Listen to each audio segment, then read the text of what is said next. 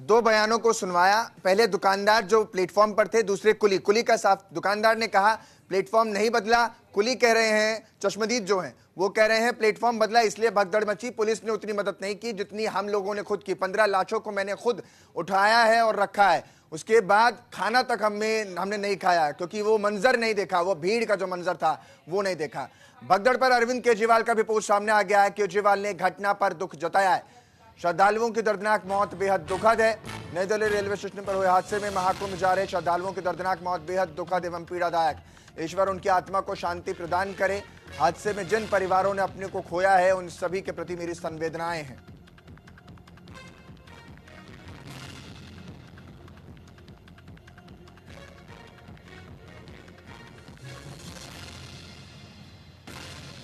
साफ तौर पर जो चश्मदीद हैं वो अलग अलग इस पर बयान दे रहे हैं। और अभी अरविंद केजरीवाल का पोस्ट, नई दिल्ली रेलवे स्टेशन पर हुए हादसे में महाकुंभ जा रहे तमाम जो श्रद्धालु हैं उनकी दर्दनाक मौत बेहद दुखद एवं पीड़ादायक रही। ईश्वर उनकी आत्माओं को शांति प्रदान करे। हादसे में जिन परिवारों ने अपनों को खोया है उन सभी के प्रति मेरी गहरी संवेदनाएं हैं।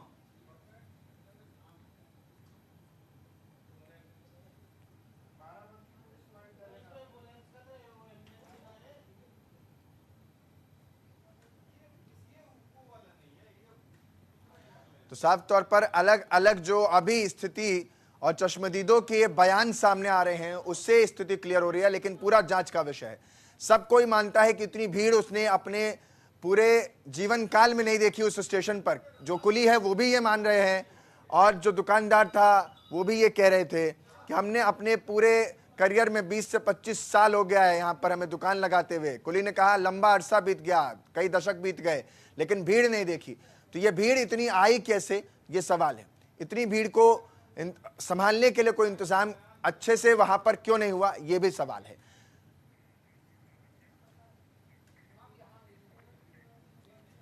तो साफ तौर से ये सवालों के बीच आहा देवी 97 साल पत्नी रविंद्रनाथ बक्सर बिहार भगदड़ में 18 लोगों की मौत पर, ये जो स्क्रीन पर आप देख रहे हैं उनके नाम, पूनम देवी जिनकी मौत हुई है, 40 साल पत्नी मेघनाथ शरण बिहार से ये भी हैं।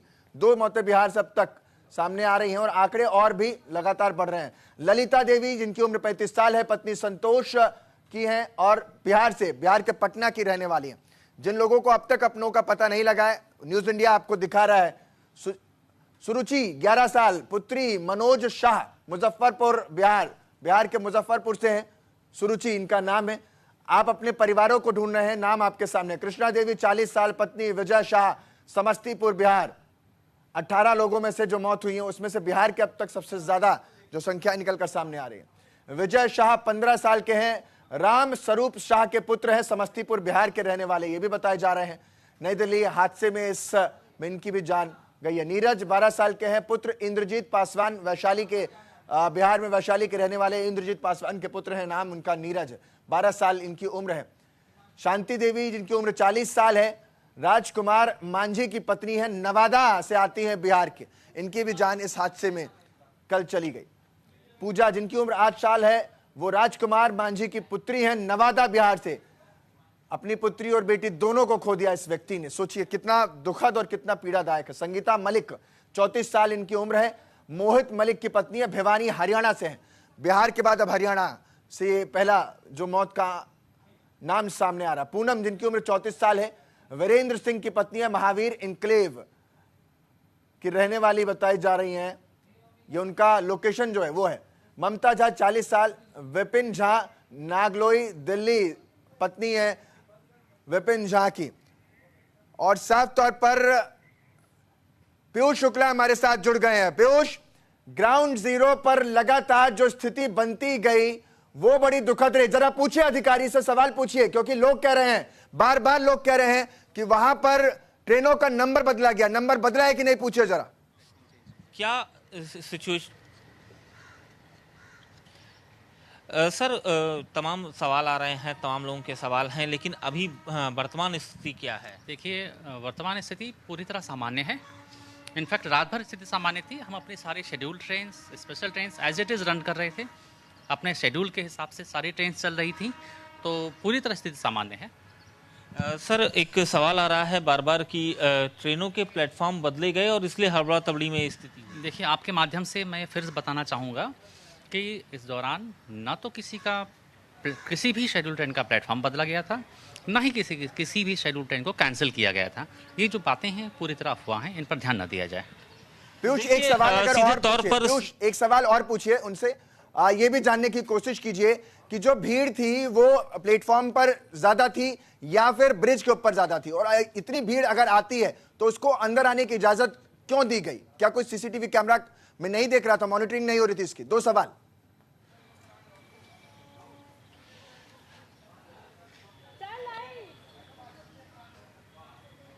देखिए यहाँ पर अभी 2 मिनट गए हुए हैं, सीपीआरओ शायद कुछ कॉल आ गई है, उस कॉल को अटेंड करने, लेकिन जैसे ही आते हैं तो मैं इनसे जरूर ये सवाल लूंगा। लेकिन अभी की स्थिति ये है कि स्थितियां रेलवे ट्रैक पर एकदम सामान्य हैं, प्लेटफॉर्म पे स्थितियां सामान्य हैं, और हालात जो हैं वो अब देर रात जो घटे हुए थे उनके बाद से स्थितियों को काफी कुछ कंट्रोल में रेलवे ने कर लिया है। सीपीआरओ का खुद वर्जन है कि किसी भी ट्रेन का प्लेटफॉर्म नहीं बदला गया था।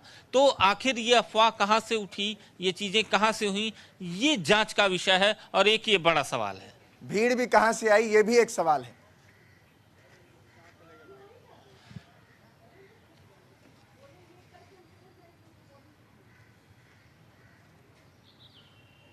पीयूष लगातार जुड़े हुए हैं और बता रहे हैं, और सीपीआरओ से भी उन्होंने बात की, रेलवे के साफ तौर पर ये बड़ी जानकारी दे रहे हैं।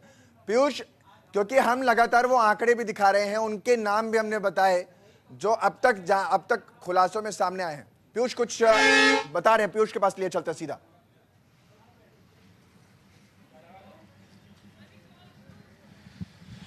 देखिए 18 नाम जो हैं वो अब तक सामने आ चुके हैं, जिन 18 लोगों की मृत्यु हुई है, और कमोबेश अगर देखा जाए तो वो सभी यात्री ऐसे थे जो या तो अपने घर गंतव्य जा रहे थे या फिर वो प्रयागराज या कुंभ की स्नान को लेकर जा रहे थे। और चूंकि ये इकलौता ऐसा रूट था जिस रूट पर स्पेशल ट्रेनों के अलावा बिहार जाने की तमाम ट्रेनें थी और जिनका रूट जो है वो प्रयागराज होते हुए जाता है, तो निश्चित तौर पर वहां पर जो भीड़ थी वो बहुत ज्यादा थी, लोगों की क्राउड जो है वो ऑटोमेटिक बहुत ज्यादा था, वीकेंड था। ये तमाम ऐसे सवाल हैं जो सवाल अनुत्तरित हैं। वो सवाल अनुत्तरित इसलिए हैं क्योंकि अभी जांच का विषय है, और जब तक ये जांच का विषय सामने नहीं आता है तब तक बाकी और चीजों पर बातचीत करना शायद अभी बहुत जल्दबाजी होगा। मल्लिकार्जुन खड़गे ने सोशल मीडिया पर पोस्ट किया है पीयूष, और लिखा है कि मौतों का आंकड़ा छिपाना बंद करे सरकार और जिम्मेदार लोगों पर कार्रवाई करे। और सिर्फ इतना ही नहीं कहते, वो तो ये भी कहते हैं कि इन सब के पीछे जो है उसको पर्दे से बाहर लाना चाहिए और आंकड़ा नहीं छुपाना चाहिए, पहचान उजागर करनी चाहिए।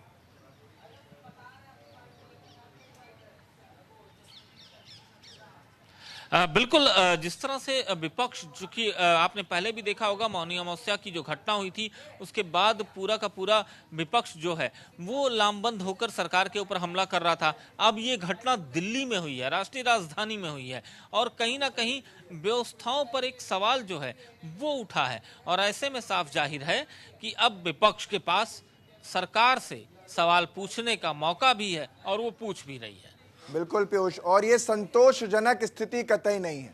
ये संवेदनाओं पर असंवेदना का वो प्रहार है जो व्यवस्थाओं के अनुत्तर स्थिति को गवाह बनती है। सीपीआरओ के साथ बातचीत करने की कोशिश करें। जैसे भीड़ का जो आने का क्रम था शाम को, तो आप लोगों की मॉनिटरिंग सेल भी रही होगी? जी हाँ, मॉनिटर लोग कर रहे थे। मैं बता रहा हूँ आपसे, देखिए मैं बता रहा हूँ आपसे, पूछिए भीड़ को रोका क्यों नहीं? हमारी उस समय की स्थितियाँ थी वो ये थी कि जो फुटओवर ब्रिज था उससे जो प्लेटफॉर्म 14-15 नंबर की तरफ सीढ़ियाँ जाती हैं उन पर जो पैसेंजर जा रहे थे उनमें से एक पैसेंजर के फिसलने की वजह से जो पीछे पैसेंजर थे वो इसकी चपेट में आए, इस वजह से ये हादसा हुआ। बाकी और टेक्निकल डिटेल्स और ज़्यादा डिटेल्स के लिए इसकी इंक्वायरी चल रही है, हाई लेवल कमेटी इसकी जांच कर रही है, तो बाकी चीज़ें क्या कैसे है वो बाकी डिटेल्स में बाद में पता चलेगा।